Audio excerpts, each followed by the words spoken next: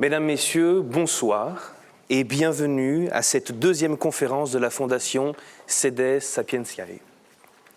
Alors la Fondation Sedes Sapientiae, qu'est-ce que c'est ? C'est une fondation qui soutient les activités de recherche et d'enseignement de la faculté de théologie et d'études des religions de l'Université catholique de Louvain. Le thème de cette année porte sur Dieu, une biographie. Lors de la première conférence, les professeurs Richel et Van Ooyen nous ont montré la cohérence de l'image de Dieu entre ce qu'on appelle l'Ancien Testament et le Nouveau Testament. Nous avions donc été surpris de voir à quel point le Dieu de l'Ancien et du Nouveau Testament sont les mêmes, quoi qu'en disent les défenseurs du Dieu de guerre contre le Dieu de paix. Cette fois-ci, laissons-nous surprendre par l'image de Dieu dans le Nouveau Testament et le Coran. Évidemment, en moins d'une heure, il est impossible de couvrir l'ensemble des facettes de Dieu dans les deux livres. Nous avons donc demandé à nos intervenants de nous décrire un aspect ou deux qui leur semblait important de rappeler.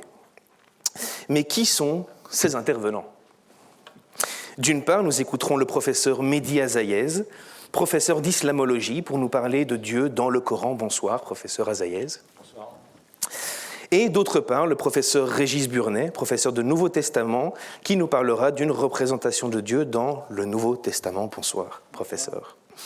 Alors, vous êtes tous les deux professeurs à la faculté de théologie de l'UC Louvain, en Belgique, où, entre bien d'autres choses, vous menez vos activités de recherche.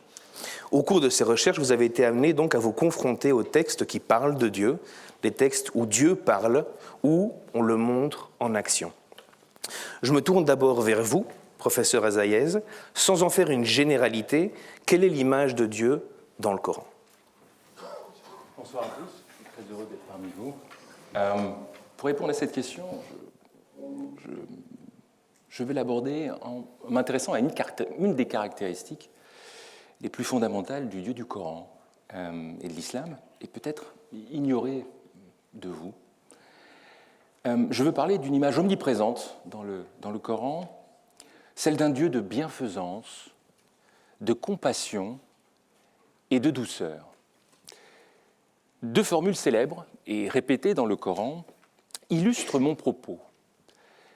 La première est appelée la Basmallah, qui débute chaque chapitre du Coran, à l'exception d'un chapitre.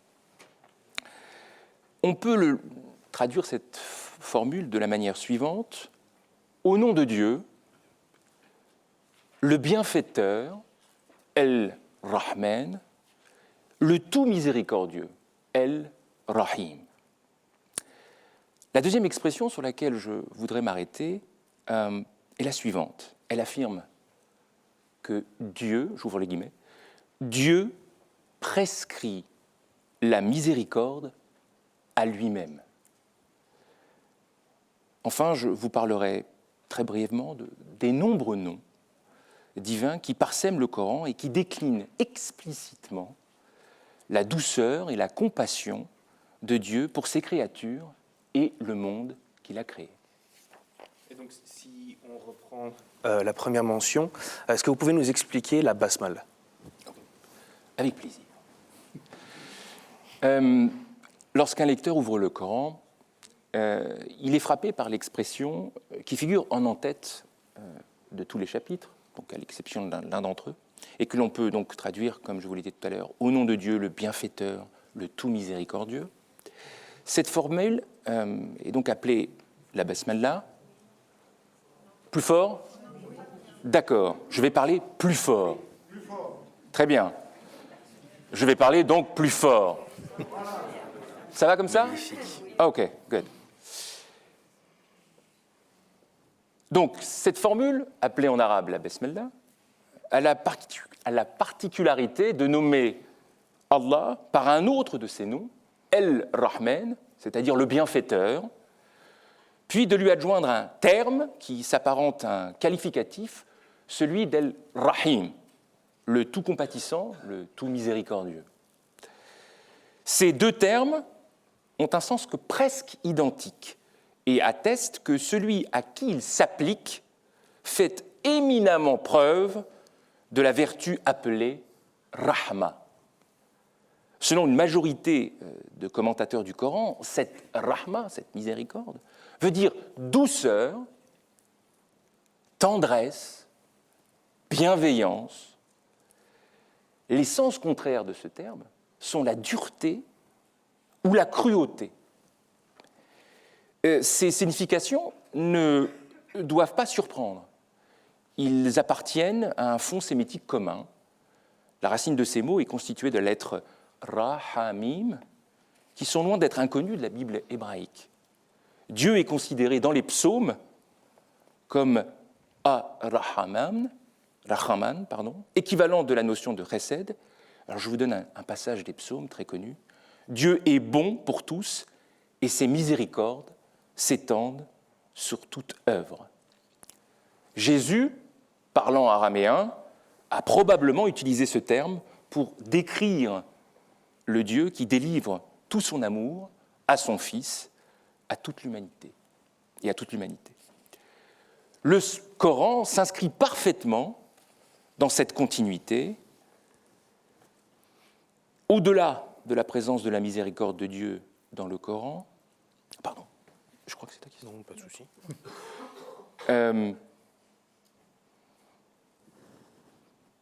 Mais donc, cette basmala qu'on retrouve dans le Coran, dans les textes sacrés, dans la mise en pratique pour le croyant de tous les jours, par exemple, si on reprend l'une des prières rituelles, quelle est la place de cette miséricorde ? Je lis « Au nom de Dieu, celui qui fait miséricorde, le miséricordieux, louange à Dieu, Seigneur des mondes, celui qui fait miséricorde, le miséricordieux, roi du jour du jugement. C'est toi que nous adorons, c'est toi dont nous implorons le secours.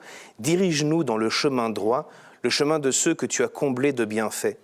Non pas le chemin de ceux qui encourent ta colère, ni celui des égarés. » Oui. Alors, le texte que tu viens de lire est celui qui débute le Coran. C'est un texte central qui constitue un équivalent du Notre Père. Songez que les musulmanes et les musulmans sont appelés à réciter ce texte 17 fois par jour. Lors de leurs prières et au rythme des prosternations et des génuflexions rituelles. Ce qui est remarquable ici, c'est la répétition à 4 reprises du terme miséricorde, avec la mention également des bienfaits de Dieu. C'est donc vraiment une prière fondamentale. De surcroît, il faut souligner que le mot miséricorde est le nom de Dieu, qui définit donc son essence, mais également qui décrit son action. Autrement dit, Dieu est miséricorde et Dieu fait miséricorde. Comment est-ce qu'il fait ? Comment est-ce qu'il applique cette miséricorde ? Alors, j'ai commencé à vous parler d'une formule coranique répétée, donc, au nom de Dieu, le miséricordieux, le tout miséricorde. Je souhaiterais maintenant m'enquérir d'une expression coranique singulière et étonnante que j'extrais d'un verset situé au chapitre 6 du Coran, au verset 12. On y lit la chose suivante.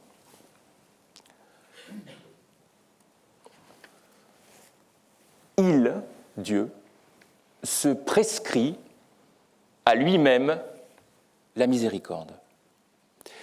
Les commentateurs musulmans se sont intéressés à cette formulation, s'interrogeant sur sa nature anthropomorphique. Dieu s'oblige, se prescrit la miséricorde. Bon, sans vouloir entrer dans les débats sur cette question de l'anthropomorphisme, il est intéressant de s'attarder sur la nature, selon eux, de cette miséricorde. Quelle est la nature de cette miséricorde ? Selon les lectures les plutôt philosophiques, mystiques ou traditionnelles, les commentateurs soulignent synthétiquement 3 choses. Cette miséricorde est d'abord inéluctable. Comme le souligne un commentateur du XIVe siècle, Abu Hayyan, Dieu a rendu cette miséricorde obligatoire en raison de sa faveur et de sa grandeur, et non par obligation. Cette miséricorde est ensuite inconditionnelle et universelle pour toute chose et toute créature. Je cite un commentateur du XIIe siècle, qui s'appelle El-Razi. Dieu ayant, je le cite, Dieu ayant illustré de cette manière sa divinité absolue, sa puissance et sa régulation omniprésente et universelle dans le monde des créatures, le complète par sa miséricorde et sa bienveillance absolue envers les créatures, en disant qu'il s'est prescrit la miséricorde. Outre le fait qu'elle est inconditionnelle, la miséricorde divine est enfin considérée par ses commentateurs comme, c'est le troisième trait, surabondante et répétée. Ainsi, toujours le même commentateur du XIIe siècle affirme que sa miséricorde réside dans son octroi qui se donne jusqu'au jour de la résurrection afin qu'il puisse se repentir, en parlant donc des croyants et des non-croyants. Enfin, des non-croyants, pardon. On le voit ici, la miséricorde est donc inéluctable, inconditionnelle et surabondante. Ces trois caractéristiques sont attachées donc à ce mot de rahma, donc de miséricorde divine. Donc, je pense que vous avez bien montré l'importance, la centralité de ce principe de la rahma. Est-ce qu'il y a d'autres termes pour nous parler de la bonté de Dieu dans le Coran? Oui, en effet. Je citerai ici Daniel Gimaret, qui est l'un des plus grands spécialistes français de la théologie islamique. Dans un ouvrage fondamental intitulé « Les noms divins en islam », il affirme à juste titre, et je le cite, le trait assurément caractéristique de la religion islamique est la place éminente qui tiennent les noms divins, des noms qui sont en fait des qualificatifs décrivant Dieu sous ses multiples aspects, le très puissant, le bien informé, le créateur, le juste. Mais parmi ces noms, il y a aussi le bienfaisant, que nous avons déjà vu. Mais d'autres noms encore décrivent la bonté de Dieu. Parmi les 99 noms, dans la tradition musulmane, Dieu a 99 noms, nous avons aussi les termes suivants. Donc, celui qui fait cessation de la souffrance, celui qui est tendresse, celui qui fait pardon, celui qui est bienveillant, celui qui fait le bien, celui qui fait générosité, une générosité supplémentaire, celui qui partage les richesses, la richesse, celui qui donne beaucoup, celui qui donne sans limite et sans qu'on lui demande. Enfin, celui aussi qui accepte le repentir. D'autres noms encore sont susceptibles de recouvrir cette réalité d'un Dieu de miséricorde et de tendresse. Je ne peux pas tous les citer, mais j'en ai compté 49. Cette abondance donc rappelle sans aucun doute le visage bienveillant d'Allah, de Dieu, Dieu des hommes et de la création. Merci beaucoup, professeur Azaïez, pour ces premiers éclaircissements sur la figure de Dieu dans le Coran. Un Dieu donc qui est décrit avec plus de tendresse que beaucoup d'idées reçues. Je me tourne maintenant vers vous, Régis Burnet. Que dire du Dieu du Nouveau Testament? Alors je crois que ceux qui nous écoutent ont bien compris que nous essayons ici d'introduire un peu plus de complexité dans les représentations que chacun se fait de la religion de l'autre, et surtout de rendre justice au texte des deux traditions. Et alors sur la question de la miséricorde, j'imagine que tout le monde s'attendrait à ce que je vous parle du gentil Dieu du Nouveau Testament, de celui qui dit « Ce ne sont pas les bien portants qui ont besoin de médecins, mais les malades. Allez donc apprendre ce que signifie. C'est la miséricorde que je veux, non le sacrifice, car je suis venu appeler non pas les justes, mais les pécheurs. » Eh bien, je voudrais justement montrer que le Dieu du Nouveau Testament ne présente pas uniquement ce visage de miséricorde, mais qu'il est aussi un Dieu qui punit, un Dieu qui rétribue. Au passage, je signale que la si magnifique phrase que je viens de citer, c'est la miséricorde que je veux et non le sacrifice, provient du prophète Osée. Ça nous permet de faire un lien avec la conférence précédente du professeur Richel qui montrait que le Dieu de l'Ancien Testament est bien le même que celui du Nouveau Testament et que le Nouveau Testament n'invente pas la miséricorde. Et vous voyez que Dieu se cite lui-même, ou que le Fils de Dieu cite le Dieu qui parle de lui-même. La rétribution individuelle, donc, est au cœur du Nouveau Testament parce qu'elle se trouve dans toutes les catégories du texte, que ce soit les évangiles. Vous trouvez des textes qui parlent de rétribution, donc par rétribution, je suis clair, c'est je punis le bien et je récompense le mal. Donc vous trouvez ça chez Matthieu 16 ou Marc 9, texte littéraire de style évangélique, si vous voulez, de genre évangélique. Les lettres, première aux Corinthiens, chapitre 15, deuxième de Pierre, Apocalypse. Et pour le Nouveau Testament, on voit bien que, globalement, le temps que chacun vit sur cette terre est tout à la fois décisif et fera l'objet d'un jugement. Et je vous rappelle le fameux texte de Matthieu 25, l'évangile de Matthieu. Quand le Fils de l'homme viendra dans sa gloire, accompagné de tous les anges, alors il siégera sur son trône de gloire. Devant lui seront rassemblées toutes les nations, et il séparera les hommes les uns les autres.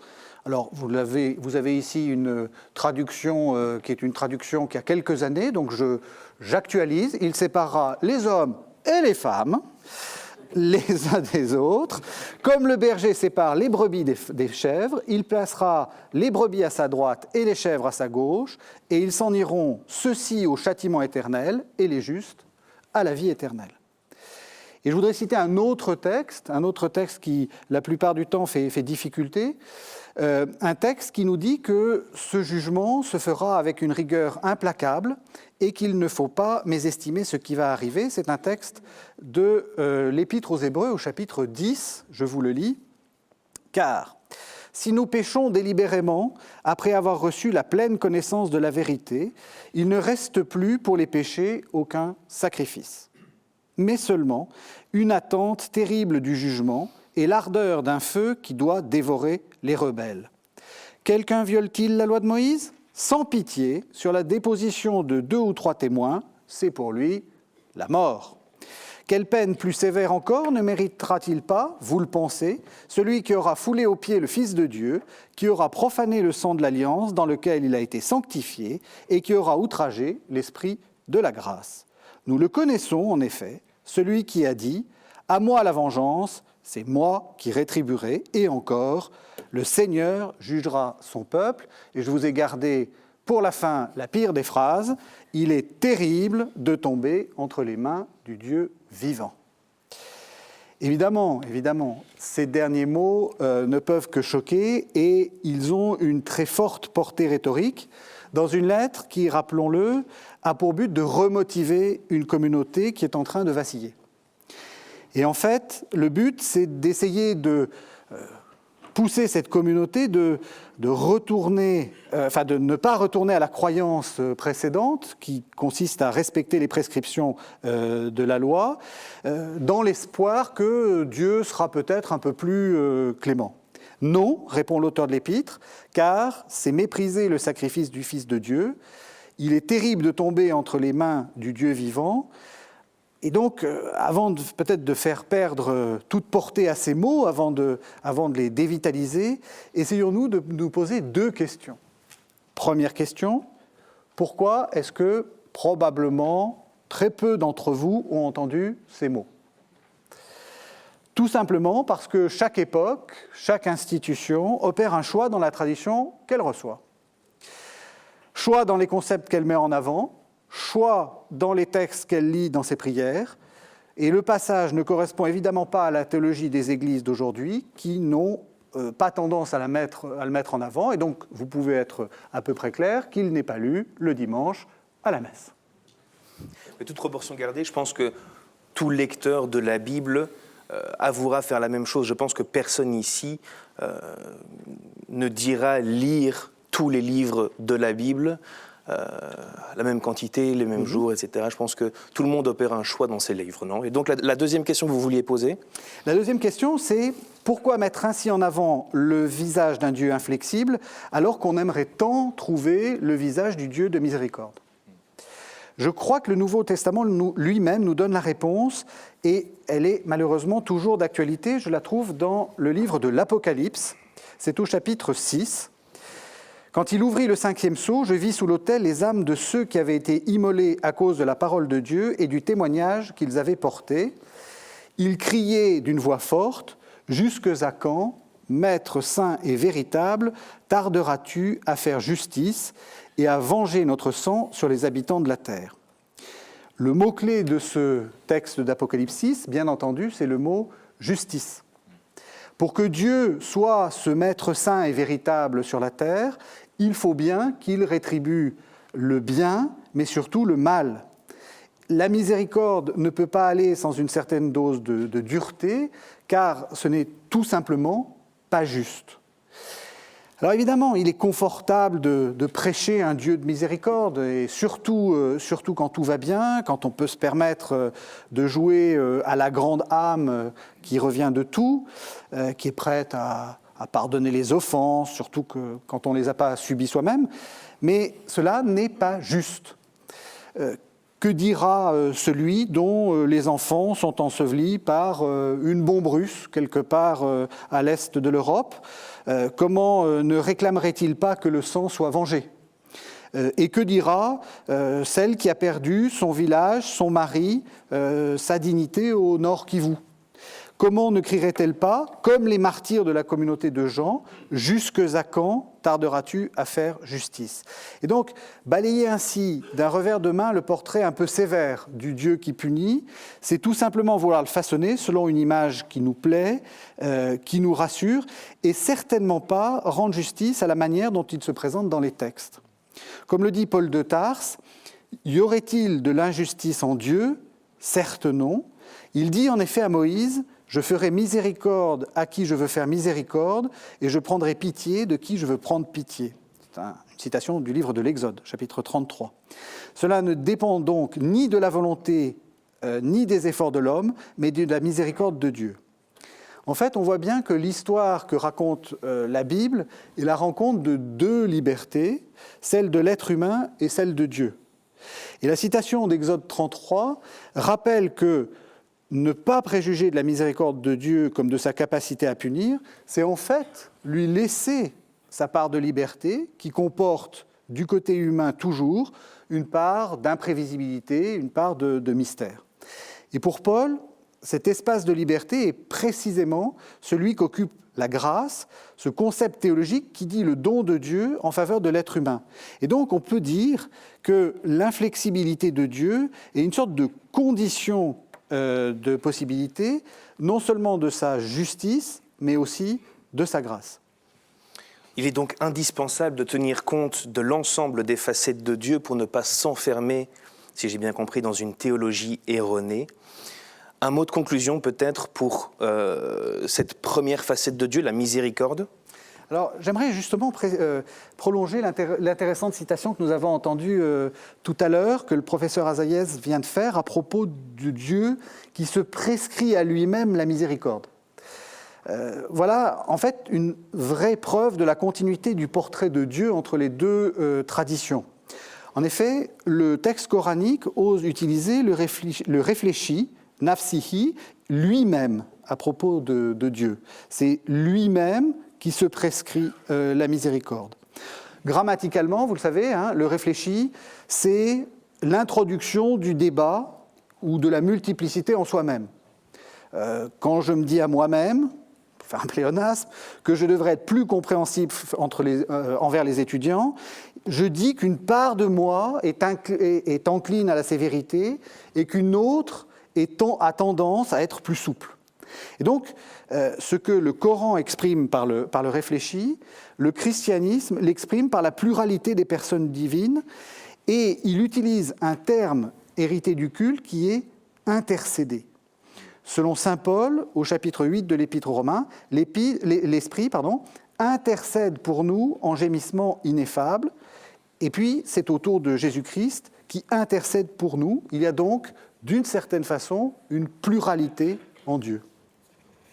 Une pluralité partagée donc, mais pas forcément là où on l'attend. Si la pluralité n'est pas où on l'attend, qu'en est-il de Dieu ? Est-il là où on pense ? Est-il proche ? Est-il loin ? Professeur Azaïez ? Alors, à l'occasion de cette question, je voudrais briser un vieux poncif, celui qui consiste à affirmer que le Dieu coranique ou le Dieu de l'islam serait d'une telle transcendance qu'il serait distant du monde, jaloux de sa grandeur et de sa superbe, voire indifférent à toute considération pour la condition humaine. L'image est bien ancrée et il serait avisé de l'interroger et d'en comprendre d'ailleurs les ressorts. Car tout dans le Coran affirme le contraire. Il y a bien une proximité de Dieu.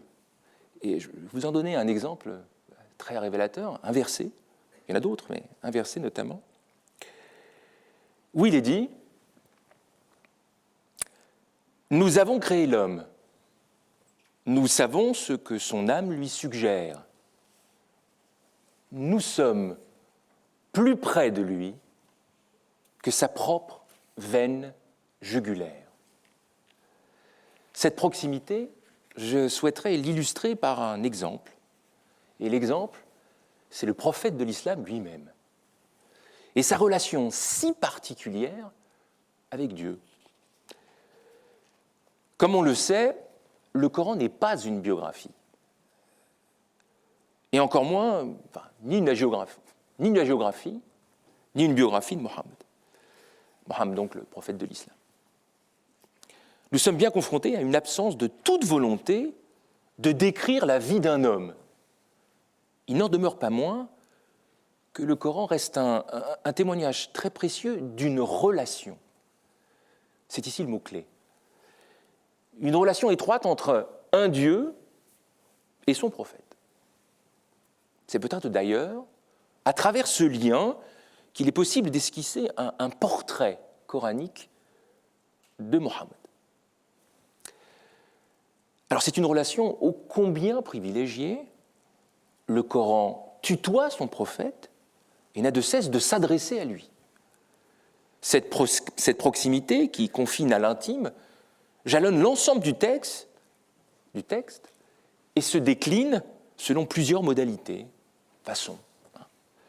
Car le Coran interpelle pour exhorter, informer, désigner, questionner, mais aussi réprimander et consoler Mohammed, le prophète de l'islam. Ces 5 modes d'interpellation sont autant de témoignages à l'échelle coranique de ce que André Neher, ce fameux bibliste, désignait par l'altération, c'est-à-dire l'existence prophétique asservie à un absolu. Mais à travers cet exemple, ce sont tous les hommes et les femmes qui sont engagés dans cette relation.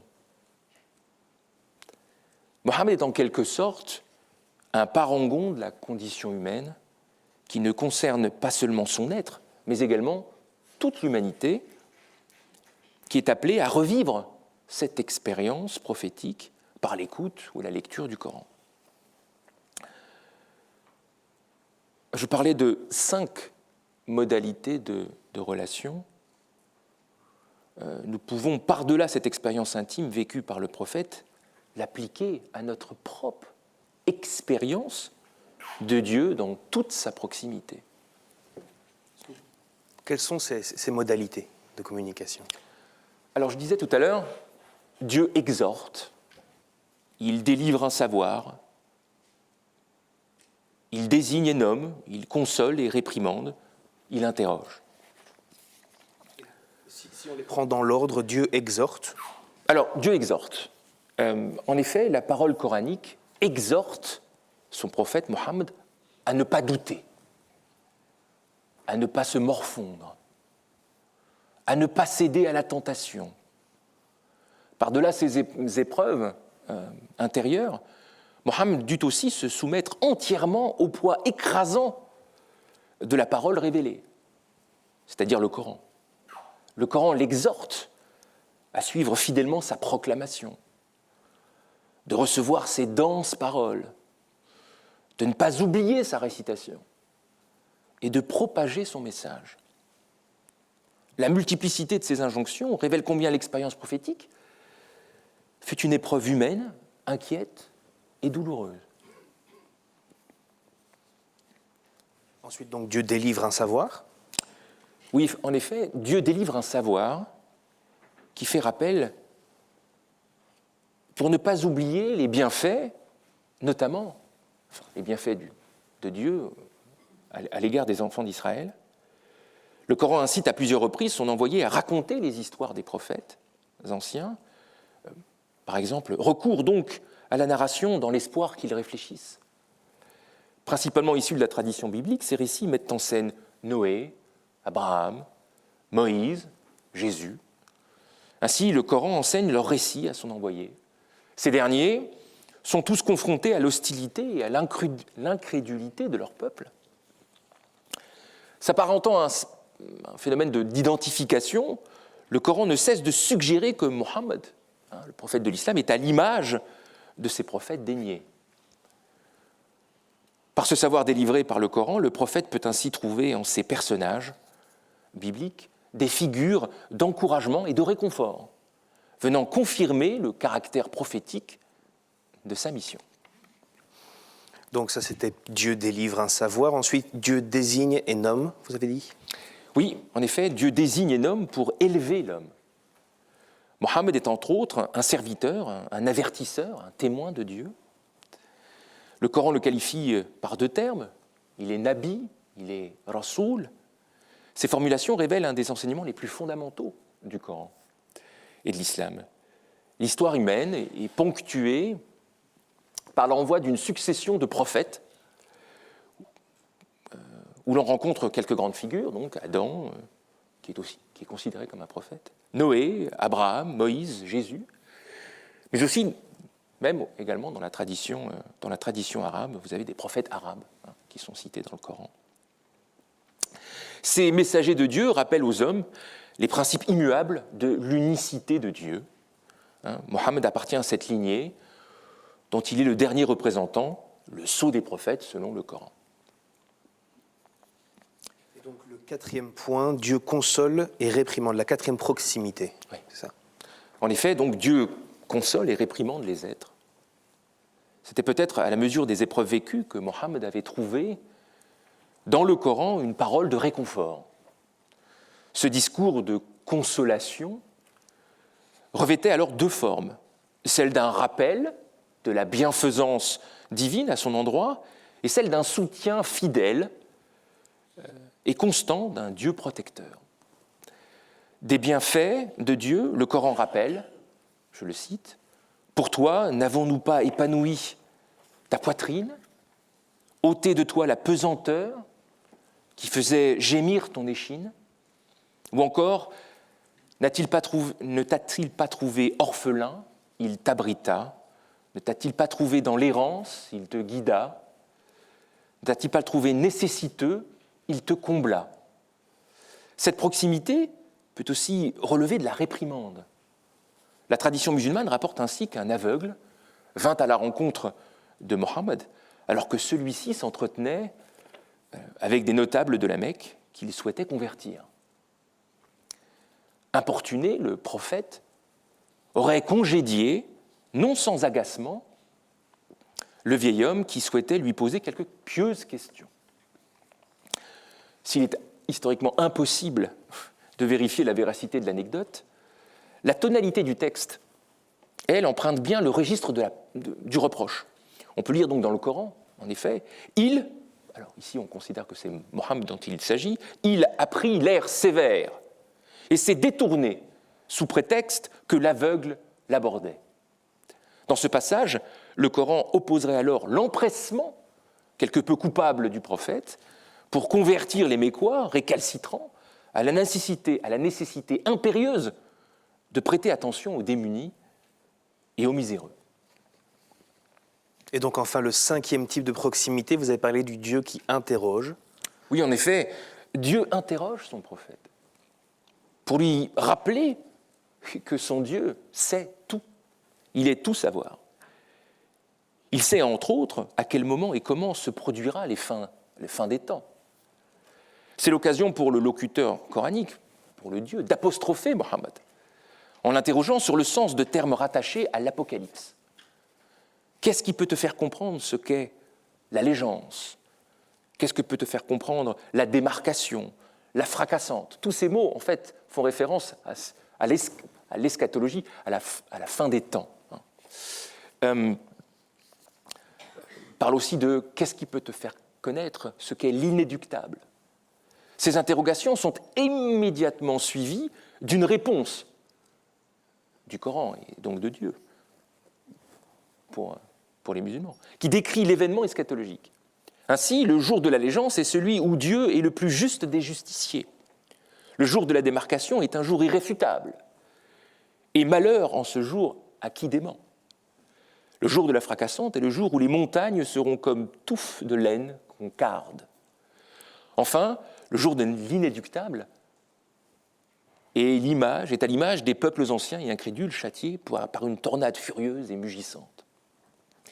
Ainsi, ces questions-réponses constituent une sorte de levier rhétorique qui informe le prophète et ses auditeurs du caractère extraordinaire du jour du jugement dernier. Elles sont par la même occasion un moyen d'affirmer l'infini savoir du locuteur coranique, du Dieu du Coran, si j'ose dire. Et donc ces 5 types de proximité, de communication sont entre Dieu et le prophète, mais qu'en est-il du lecteur qui, lui, ne se revendiquera pas prophète ? Que fait-il de ces proximités ? Alors, les 5 modalités que je viens de décrire dépassent l'expérience, j'allais dire, prophétique du prophète, au sens où l'intimité de cette relation coranique n'est autre que l'intimité de tous les êtres en quête de Dieu. Le Coran en appelle à vivre une expérience similaire, mais bien évidemment jamais identique à celle du prophète. Alors j'insisterai sur cette idée.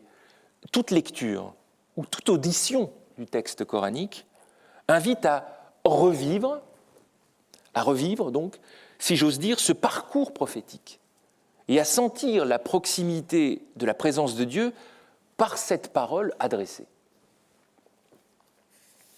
Merci beaucoup, professeur Azaïa. Je pense que vous avez dit l'essentiel sur cette proximité entre Dieu et le prophète d'abord, et puis entre Dieu et le lecteur ensuite. Régis Burnet, le Nouveau Testament nous parle de l'incarnation, le divin sur terre. Mais on y retrouve également des propos comme « Mon Dieu, pourquoi m'as-tu abandonné ?» Je vous pose la question, Dieu est-il proche ou éloigné ? Évidemment, dans une première approche, cette question de la proximité de Dieu paraît opposer très clairement le Nouveau Testament et le Coran. Le Verbe s'est fait chair et il a habité parmi nous, selon Jean 1,14. C'est donc bien ce qu'on appelle l'incarnation. Donc Dieu s'est fait visible, il s'est fait homme. On a presque envie de dire que le visage de Dieu, c'est Jésus. Même c'est presque une expression, c'est une expression que Clément d'Alexandrie, un père de l'Église, utilisait, le Fils est le visage du Père. Et comme le dit Jésus à Philippe, qui lui demande « mais montre-nous le Père », eh bien, Jésus lui dit « je suis avec vous depuis si longtemps, et cependant, Philippe, tu ne m'as pas reconnu. Celui qui m'a vu a vu le Père. Pourquoi dis-tu « montre-nous le Père » ?» Et donc, d'une certaine façon, cette conférence sur les visages de Dieu peuvent s'arrêter là. Jésus est le visage du Père, c'est fini. On va essayer de continuer, parce que comme l'a bien dit le professeur Van Ooyen dans sa conférence précédente, les choses ne sont pas si simples, car les textes bibliques maintiennent jalousement la distinction entre le Père et le Fils. Si Jésus est bien le visage du Père, on peut dire qu'il n'a pas la même figure, en quelque sorte. Et surtout, le Père reste absent, immontrable, distant, tandis que l'autre se fait voir, agit, parle.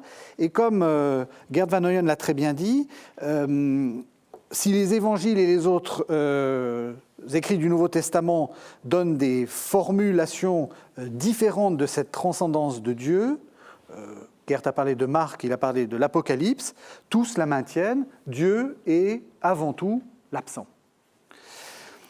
Et même un évangile comme celui de Jean le rappelle, nul n'a vu le Père, si ce n'est celui qui vient de Dieu, lui, il a vu le Père. Donc le Père, personne ne l'a vu, sauf le Fils. Admettons donc que si le Père reste invisible, Jésus est celui qui le fait voir. Mais alors, comment est-ce qu'il le fait voir? Et alors là, pardon de dire une banalité, mais les textes ne fournissent aucune description de Jésus. Et d'ailleurs, l'histoire de l'art donne de nombreux exemples de portraits possibles. Quoi de commun entre le jeune homme imberbe de l'art des catacombes ou des sarcophages anciens, vous savez, qu'on trouve ce personnage qui ressemble assez souvent à une sorte de jeune Hercule, de jeune Dieu un peu puissant, et puis le barbu des portraits de Mantegna et de Memling. En fait, ce qui nous fait découvrir Jésus, ce sont des récits, ceux des évangiles, ce sont des discours, ceux des épîtres. Et dans l'Apocalypse, nous avons une présentation encore plus intéressante et encore plus déroutante de lui, puisque ce sont des images symboliques. Alors, celui qui se tient au milieu des chandeliers, l'agneau immolé, le cavalier blanc. Et si vous voulez, entre toutes ces images, il n'y a pas simplement le fait qu'on ne peut pas reconnaître le visage trait pour trait du Christ, ça c'est une banalité, elle n'a aucun intérêt. Ça veut dire que les nombreux portraits que l'on peut dresser de Jésus, c'est de nombreux aspects de lui-même. On ne peut pas, aucun ne va résumer tous les autres. En fait, c'est la première de Jean qui nous indique quel est le processus. Ce que nous avons entendu, ce que nous avons vu de nos yeux, ce que nous avons contemplé et ce que nos mains ont touché du Verbe de vie, nous vous l'annonçons. En fait, on voit bien que on passe de l'appréhension par les sens de l'appréhension par les sens à du discours. Et donc, finalement, nous nous retrouvons exactement dans la même situation que celle dont vient nous parler le professeur Azaïez. Nous sommes confrontés à une expérience intime de quelques privilégiés, retranscrite par du discours. Et ce discours reprend exactement les 5 points proposés par Mehdi. Jésus exhorte, Jésus délivre un savoir, Jésus désigne et nomme, Jésus console, réprimande, et surtout, Jésus interroge.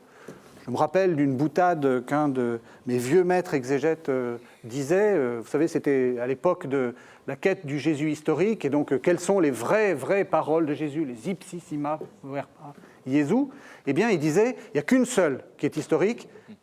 Pour vous, qui suis-je? Pour preuve de ce que j'avance, je voudrais lire avec vous la fin du fameux prologue de Jean. Vous connaissez certainement le début. Au commencement était le Verbe était auprès de Dieu, le Verbe était Dieu, il était au commencement. Mais est-ce que vous connaissez la fin?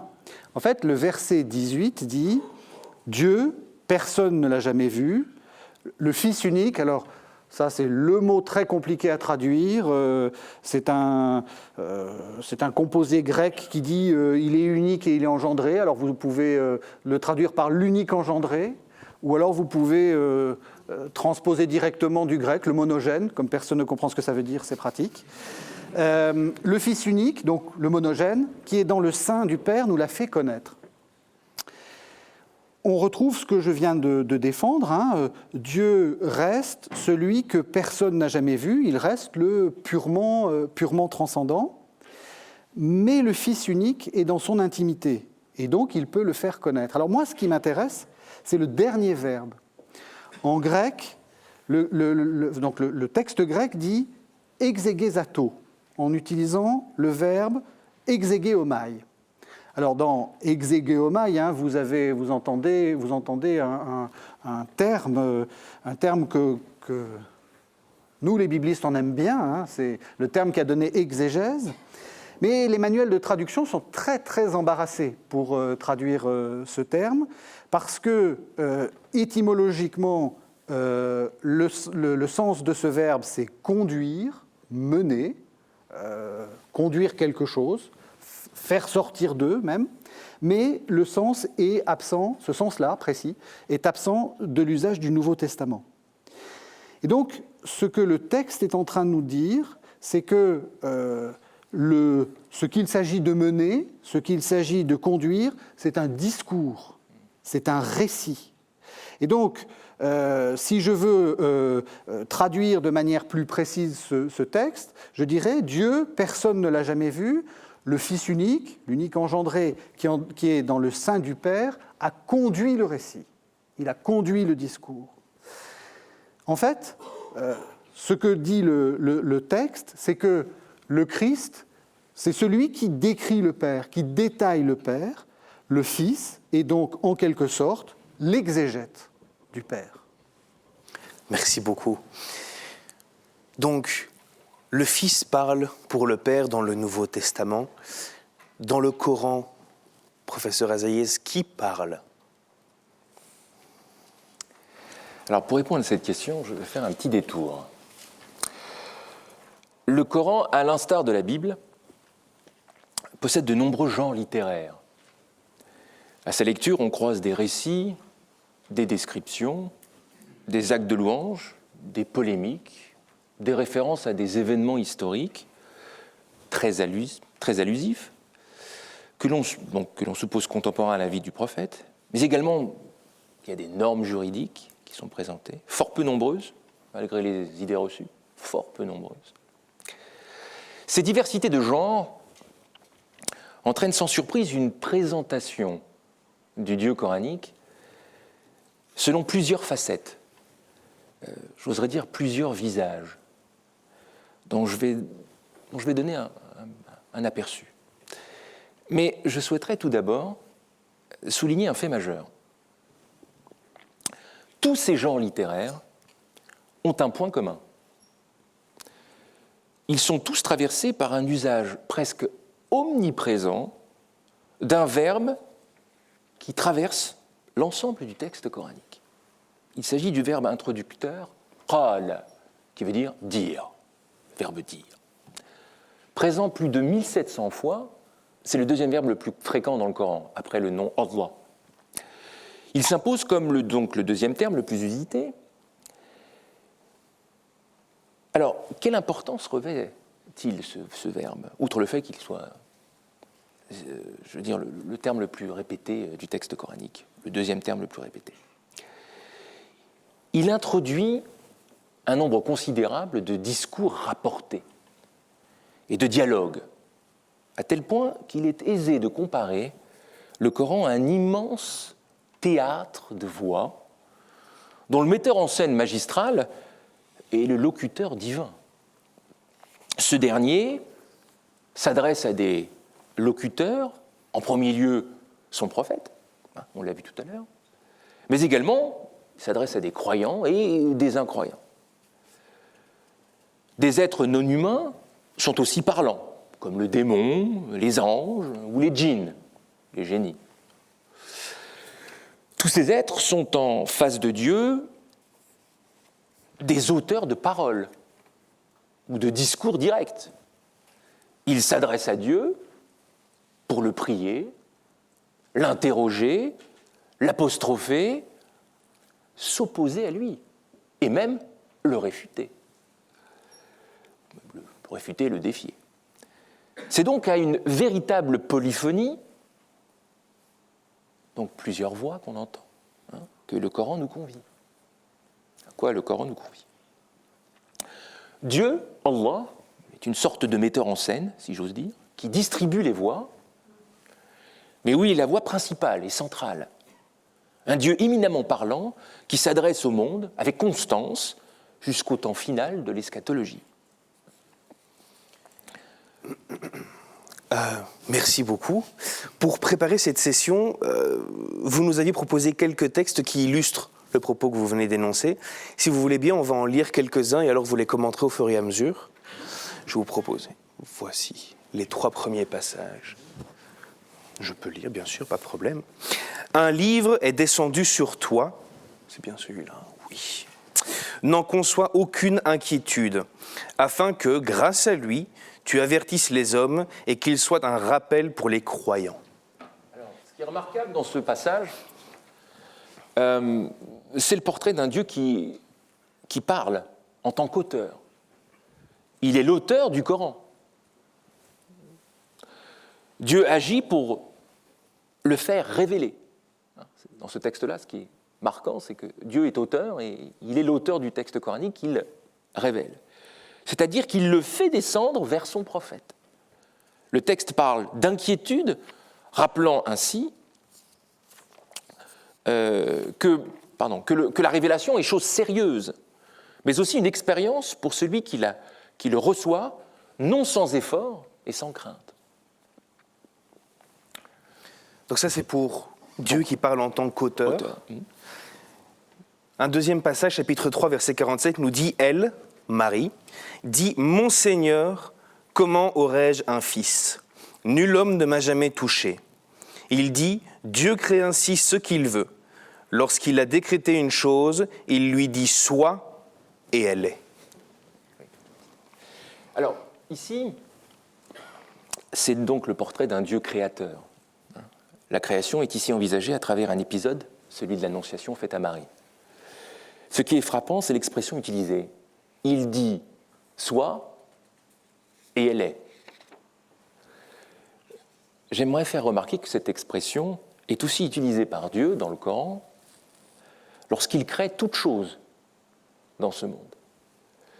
La naissance de Jésus est ici synonyme de la toute-puissance créatrice de Dieu, à la fois facile et qui démontre sa pleine liberté, la pleine liberté de Dieu dans son acte de créateur. Dieu est donc décrit comme un créateur. Au chapitre 11, verset 120, tous les récits que nous te rapporterons concernant les prophètes sont destinés à affermir ton cœur. Alors oui, une des caractéristiques aussi qui est frappante dans le Coran, c'est que Dieu est un conteur. Il se présente comme celui qui révèle des récits à son prophète. Il se fait le conteur d'histoires particulièrement bibliques afin d'édifier le prophète. Comme je le soulignais tout à l'heure, le Coran enseigne le récit de ses envoyés. Ces derniers sont tous confrontés à l'hostilité et à l'incrédulité de leur peuple. S'apparentant donc à un processus d'identification, le Coran ne cesse de suggérer que Mohammed est à l'image de ses prophètes déniés. Par ce savoir délivré par le Coran, le prophète peut ainsi trouver en ces personnages bibliques des figures d'encouragement venant confirmer le caractère prophétique de sa mission. Alors je vais prendre le quatrième texte. Quatrième texte, donc. Si nous avions fait descendre ce Coran, chapitre 59, verset 21, si nous avions fait descendre ce Coran sur une montagne, tu aurais vu celle-ci s'humilier et se fendre sous l'effet de la crainte de Dieu. Tels sont les exemples que nous proposons aux humains, peut-être réfléchiront-ils. Alors ce qui est remarquant aussi dans ce passage, c'est que Dieu parle de son livre. Il en donne d'une certaine manière une information. Dieu parle ici donc de ce livre, il le nomme. Il dit bien, c'est le Coran, le Coran, et décrit sa manière de se révéler. C'est une descente, qualifiant donc ce processus de révélation comme une descente. À travers cette image métaphorique de la montagne qui se pulvérise, c'est une manière de décrire le poids écrasant, évidemment métaphoriquement, le poids écrasant de ce livre, de cette révélation, de cette parole de Dieu délivrée à son prophète. Et alors on va prendre un dernier texte, le chapitre 7, verset 89. Notre Seigneur prononce en toute vérité un jugement entre nous et ton peuple, tu es le meilleur des juges. Oui, alors aussi une image du Dieu coranique est évidemment présente, c'est l'idée d'un Dieu qui juge les hommes. Je faisais allusion tout à l'heure à l'eschatologie, donc aux fins dernières. C'est une thématique centrale dans le texte coranique. Et cette figure de Dieu, c'est aussi une figure qui juge à la fin des temps. Donc dans le Coran, l'action d'un Dieu juge ne se limite pas simplement à l'eschatologie. Il juge aussi les peuples antérieurs qui sont réfractaires à son message. C'est-à-dire que dans le texte coranique, nous avons donc le récit de prophètes qui vient à leur peuple et qui s'oppose à leur message. Et nous avons de nombreux récits qui font allusion au jugement de Dieu, un jugement évidemment négatif. Aussi, il y a une allusion aussi au Dieu juge qui promet de trancher parmi les opposants du prophète. Il y a des débats entre la communauté du prophète et puis les prophètes lui-même, entre la communauté naissante autour du prophète et puis ses opposants. Et le Coran promet de juger ces débats entre eux. Voilà, donc ces 5 exemples révèlent combien, à mon sens, ce Dieu est un Dieu parlant, et qui a plusieurs facettes de ce Dieu qui parle. Un Dieu donc qui parle en tant qu'auteur, en tant que créateur, en tant que narrateur, un Dieu qui parle de son livre, un Dieu qui parle en tant que juge. Régis Burnet, dans le Nouveau Testament, est-ce qu'on a un Dieu qui parle autant ? Non.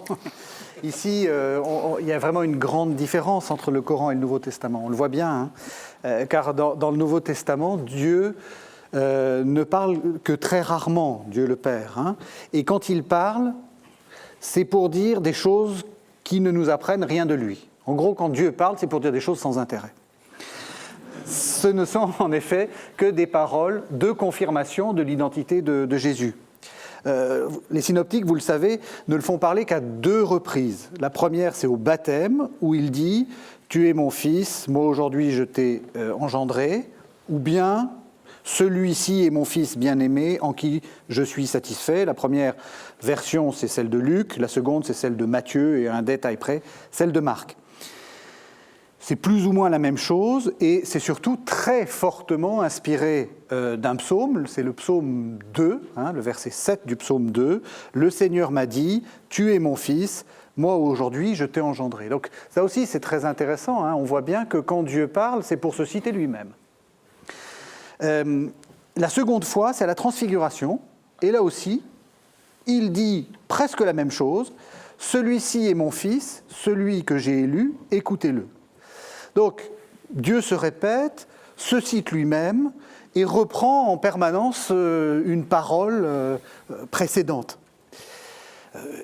Et puis, il y a une troisième allocution de Dieu. Ça se trouve non pas dans les synoptiques, mais dans l'évangile de Jean. En fait, c'est une simple paraphrase de la prière, de la demande que Jésus adresse à son Père. Jésus dit « Père, glorifie ton nom ». Et la réponse vient, je l'ai glorifié, et je le glorifierai encore. Donc c'est Jean 10, verset 28. Alors on peut évidemment faire une analyse profonde de cette réponse, mais force est de constater que Dieu ne parle pas beaucoup dans le Nouveau Testament. Pourquoi ? Parce qu'il ne parle pas beaucoup. Bien, en fait, c'est l'Épître aux Hébreux qui va nous donner la réponse. Je vais vous lire la première phrase, c'est une magnifique période. « Après avoir, à bien des reprises et de bien des manières, parlé autrefois au Père dans les prophètes, Dieu, en la période finale où nous sommes, nous a parlé à nous dans un Fils qu'il a établi héritier de tout, par qui aussi il a créé les mondes. » Je vais retenir 3 choses de ce texte. On va faire une brève exégèse. C'est un texte magnifique, on pourrait y passer toute la conférence. Mais je vais retenir que 3 choses. La première, c'est que Dieu, habituellement, ne parle pas directement, mais parle par des auxiliaires humains qui sont les prophètes. Et je pense ne pas trop me tromper en disant qu'il y a beaucoup de parenté entre l'énonciation dont vient de parler Mehdi, et l'énonciation des prophètes d'Israël, qui eux aussi, à leur tour, peuvent faire parler Dieu. Le Seigneur m'a dit le prophète d'Israël, dis-leur, dit le Coran à son prophète. Mais au fond, c'est exactement la même structure de discours. Donc ça, c'est le premier commentaire. Le deuxième commentaire, c'est que le texte grec dit bien, ce n'est pas une faute typographique, il a parlé dans les prophètes, il a parlé en un fils, c'est juste pour faire plus joli, il a parlé dans un fils, qui est en grec la préposition « en ». La préposition est très curieuse parce que quand vous regardez, vous ouvrez un manuel, enfin un dictionnaire de grec, on s'attend soit à un simple datif ou à une préposition comme pros, il a parlé à un fils, ou méta, il a parlé avec un fils, pour dire qu'il s'est entretenu avec lui, ou bien ce qu'on aurait pu attendre, c'est la préposition dia, pour dire qu'il a parlé à travers un fils, pour dire en gros qu'il est son intermédiaire. Mais ici, on a l'impression que c'est le Fils qui est le contenu même du discours. C'est le Fils qui est la parole du Père. Et un peu comme le prophète l'était avant lui. Et puis enfin, je voudrais attirer votre attention sur l'expression « en ces temps qui sont les derniers ». Quand Dieu parle, c'est que les choses deviennent graves. Ça devient sérieux. Le temps se fait court, la fin des temps est proche. Pour le dire dans une formule, le Dieu qui parle, c'est le Dieu de l'Apocalypse. Et quand je disais que Dieu ne parlait pas dans le Nouveau Testament, les exégètes dans cette assemblée ont certainement sursauté parce que c'est faux, c'est pas vrai, il y a bien une exception en fait. C'est précisément le livre de l'Apocalypse. Car dans ce livre, Dieu, alors il n'est pas très bavard, soyons raisonnables, mais il parle. Il parle pour dire aux voyants de monter dans les cieux, chapitre 4, verset 1. Il parle pour donner ses ordres aux cavaliers de l'Apocalypse, chapitre 6. Il rugit comme un lion ou il gronde comme le tonnerre. Alors évidemment, on ne peut pas entendre ce qu'il dit, parce qu'on est assourdi. Chapitre 10, chapitre 14. Il commande aux voyants de venir prendre le livre de la prophétie, chapitre 10, et il fait monter ses martyrs. Et surtout, ce qui m'intéresse, c'est le chapitre 14, verset 13, il dit « écrit ».